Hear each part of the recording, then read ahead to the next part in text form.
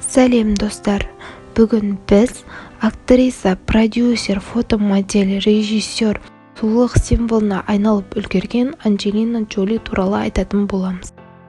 Видеоны бастамас бұрын каналға жазылып, лайк басуды ұмытпаңыздар. Ол маған шабыт береді. Анджелина Джоли 1975 жылы 4 маусымда Американың Калифорния штатында дүниеге келген. Әкесі Джон Войт, ал анасы Маршелин Вертран болады. Олар 1971 жылы үйленеді.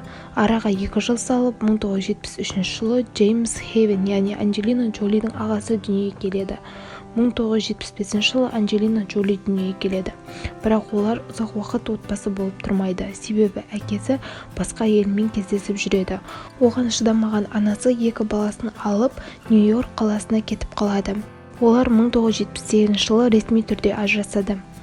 Содан бар жауапкершілікті өз мойнына анасы алады. Сол кезден бастап Анджелинаның мінезі тұйықталып өзгере бастайды.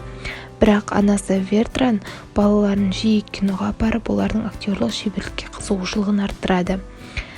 Анджелина Джоли 11 жасқа келгенде, олар қайта Лос-Анджелес қаласына кетеді. Сол кезде Джоли Ли Страсберг кино мектебінде және Беверли Хиллз мектебінде оқитын болады. Ол жерде өзге де актрисаларды көріп, ол өз шабытын жоғалтып алады. Және де ол болашақта модель болғысы келеді. Сол жердегі адамдарды көріп, модель болу мүмкіндігінен бірнеше рет айырылған Джоли өзін одан да бетер жайсыз сезінеді. Кейінірек Джоли сол кездерде өзін бақытсыз, жабырқаулы, ешкімге керексіз күйде болып, ақырында денесін тіліп, жаралай бастағанын мойындайды.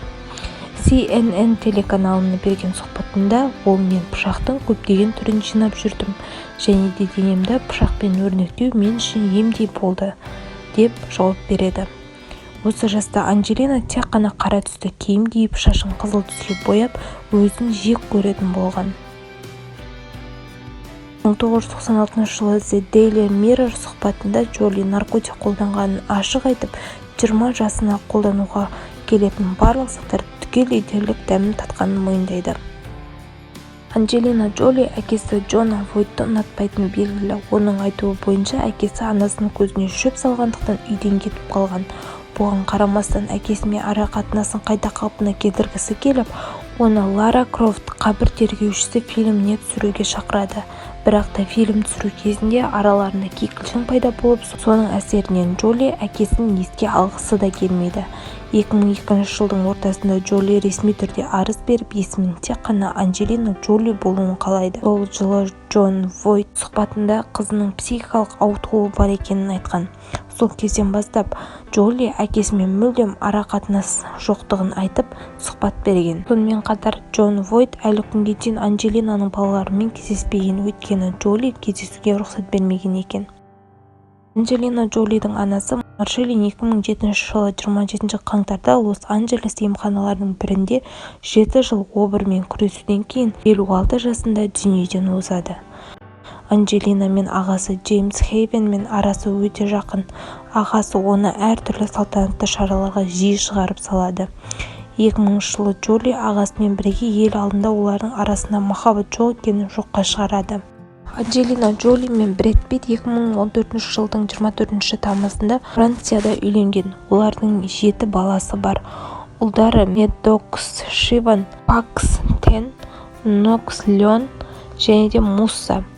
Қыздары Захара Марли, Шайло Нувель және Вивен Маршелин.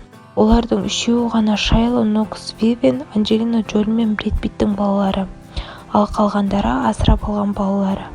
Олардың барлығының өз аңыздары бар. Бұлар көбінесе анасынан жетім қалған балалар. Анджелина Джоли 2000 жылы Оскар сыйлығын алады. 1998, 1999, 2000 жылдар алтын глобус сыйлығын алады. Көптің талқысына түскен сонымен қатар Анджелина Джолидің денесіндегі татуировкалар. Анджелина Джолидің денесіндегі бір белгінің өзінің терең мағынасы бар. Алайда, көптің талқысына түскен, көптің сүйсініп қарайтын Америкадағы ең үздік отбасылардың бірі Анджелина Джоли мен Брэд Питттің отбасы 2020 жылы екіге бөлінеді. Ал қазіргі таңда Анджелина Джоли өзінің қайырымдылық істерімен белсене жұмыс жасауда. Достар, видео ұнаса, каналға жазылып, лайк басуды ұмытпаңыздар.